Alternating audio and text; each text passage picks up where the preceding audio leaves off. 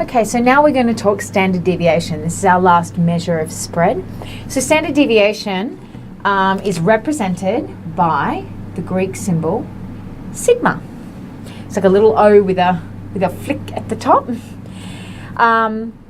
It basically measures the variability or spread of the data, and it tells you how far the data values, those individual data values, are from the mean. So the smaller the standard deviation, the closer those values are to the mean, and the higher, the further away, or the larger the range spread of the data. The formula that we are going to use to work out standard deviation, okay,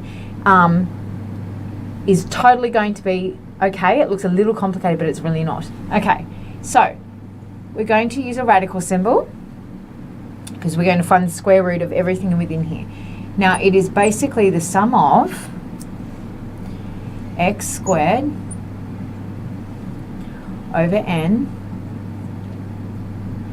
minus x bar squared. Now, we remember x is score, sum of just means add them all together, n is the number of data, x bar is just the mean. Now I've got a data set over here so that we can actually do some practice. So for each one, we're gonna put them in and practice. So data set 1. So the first thing I do is write my formula because that's my K1.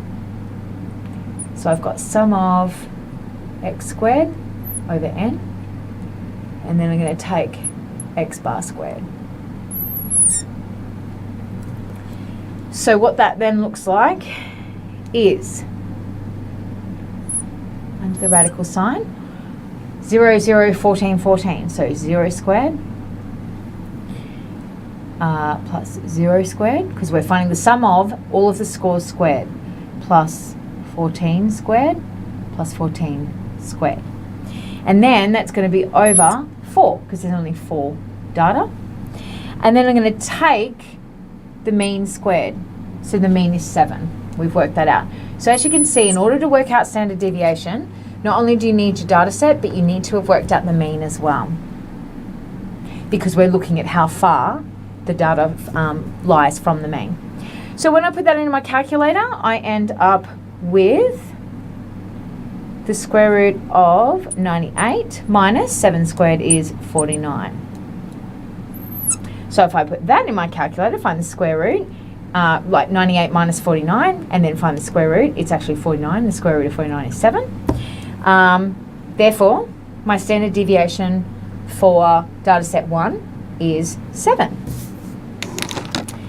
Next, data set 2. Let's go over here.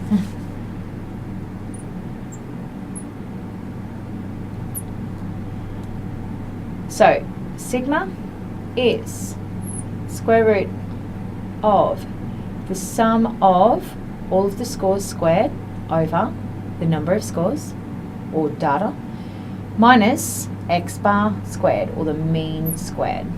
So, 0, hold on.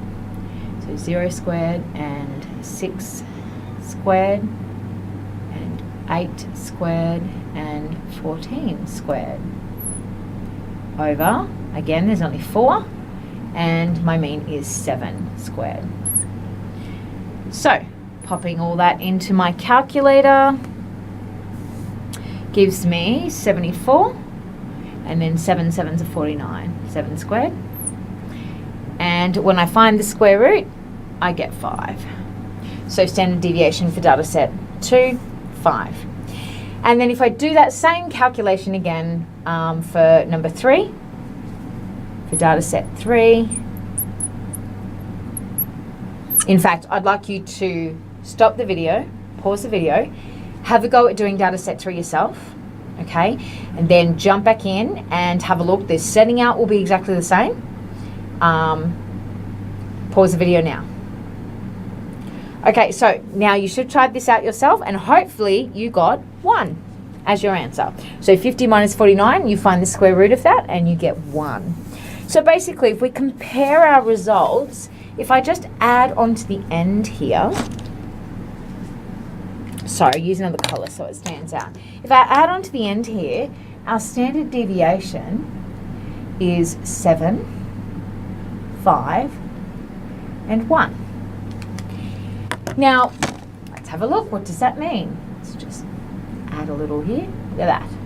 Okay. So what that means is each of these data sets have a mean of 7, okay?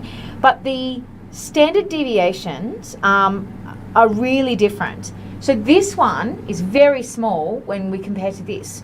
Why? So if we have a look really closely, what we can see is 6, 6, 8, and 8. How close are they to 7? Well, each of them, 8 and 6, are only one number away. That's why standard deviation is 1.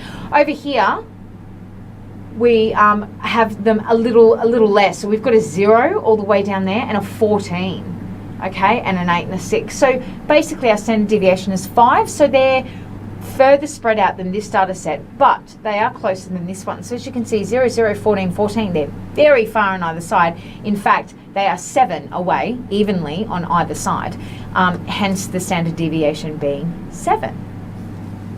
Okay, so now that you have learnt all about standard deviation, you need to make sure you go in and practice using the formula. Remember, it is just the sum of each of your scores, each of your data squared, each single data squared, as we did here, divided by the number of data, and then we take away the squared mean. Okay, so make sure that you have worked out the mean if it's not given to you with the data set, so that you can work out standard deviation.